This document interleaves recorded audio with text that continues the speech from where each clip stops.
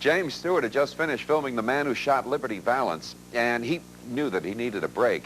After dealing with the rigors of location filming and the irascible director John Ford, he was really ready for a long rest, and that's when 20th Century Fox suggested a vacation. But it had absolutely nothing to do at all with getting any kind of time off.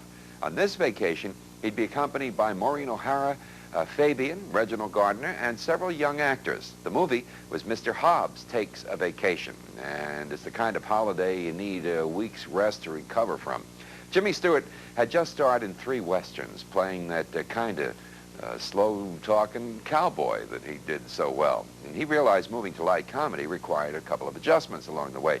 He'd have to learn to speak a lot quicker, which was not all that easy for this young man from Indiana, Pennsylvania. He was just a simple, honest American guy, very much like the man that everybody knew on the screen. In contrast with so many big stars, Jimmy Stewart lived a quiet life in Beverly Hills. Unlike so many of his co-workers, he didn't marry until he had found exactly the right woman. He was 41 years old when Gloria McLean came into his life, and she wasn't an actress either. Maybe that's why the marriage was so stable all those years, and why Jimmy Stewart was so good at playing characters who were just good husbands and good fathers. Here he is in a classic example of that sort of thing with Maureen O'Hara this time and Fabian in Mr. Hobbs Takes a Vacation.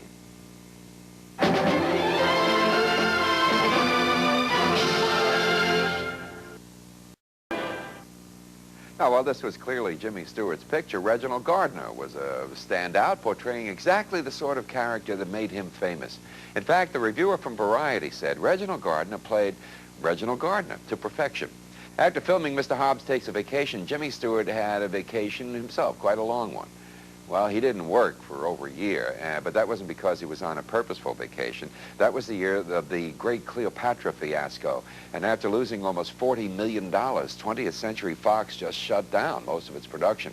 Warner Brothers was interested in signing Jimmy Stewart, though, for a film called 8th Air Force, but the project never materialized. Fox still had faith in the Mr. Hobbs team, and James Stewart and director Henry Coster and scriptwriter Nunnally Johnson reteamed twice more for Take Her, She's Mine and Dear Bridget. Now this. Tonight on AMC, stay with us as our salute to Cary Grant continues with the enchanting fantasy, The Bishop's Wife, featuring David Niven and Loretta Young. And the fun continues in the widescreen version of the comedy classic, Mr. Hobbs Takes a Vacation, starring Jimmy Stewart and Maureen O'Hara. It's all ahead tonight, only on AMC.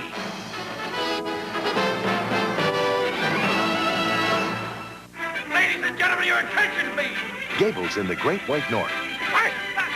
He's looking for gold. Here's where I'm after earn my fare back to Seattle. Finding a girl. Put me down! You know, I know a couple of people who used to fool around like that, and they got children now. And having the adventure of a lifetime. I think there's some way of getting out of here. Winter snows are coming on. I do declare. Clark Gable, Loretta Young, and Jack Oakey, Jack London's classic saga, The Call of the Wild. Sunday on AMC.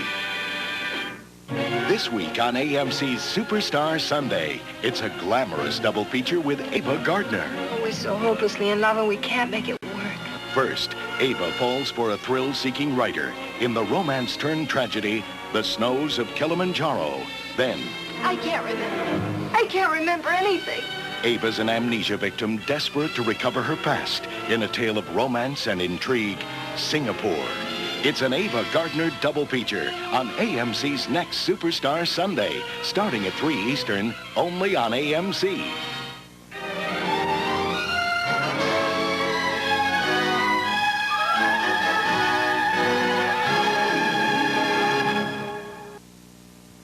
Henry Coster ran into an interesting dilemma when he was filming the movie we're about to see, The Bishop's Wife, with Loretta Young and Cary Grant. Both these two refused to allow him to shoot their right profiles.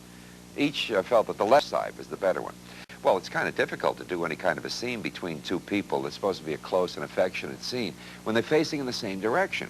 But Coster came up with a very interesting solution. What he did was film the scene with Cary Grant and Loretta Young looking out a window, talking about how beautiful the stars were. Grant came up from behind her and put his hands on her shoulders, and that way they were both facing in the same direction, and they each showed their best side to the camera. Well, when Sam Goldwyn saw the rushes. He wanted to know why Costa had chosen such an unusual staging and blocking for this scene. And Costa told him the reason. Well, Goldwyn just stormed into Loretta Young's dressing room and he said, "Hey, if I only get half of your face, you only get half of your salary." But that wasn't the first or the last problem that Sam Goldwyn had to deal with while he was producing this movie. He had originally hired William Sider to direct at an outrageous fee, by the way, 2.5 times what the top directors were charging back in those days. And Sider's only claim to fame really was a couple of Laurel and Hardy comedies. I mean, he was way out of his league with light romance. His work was so horrible that after spending $900,000, Sam Goldwyn paid him half the fee, fired him, and scrapped everything that he shot. Henry Costa came in, started from scratch. Here are Cary Grant, Loretta Young, and David Niven in a delightful story, and beautifully acted too, The Bishop's Wife.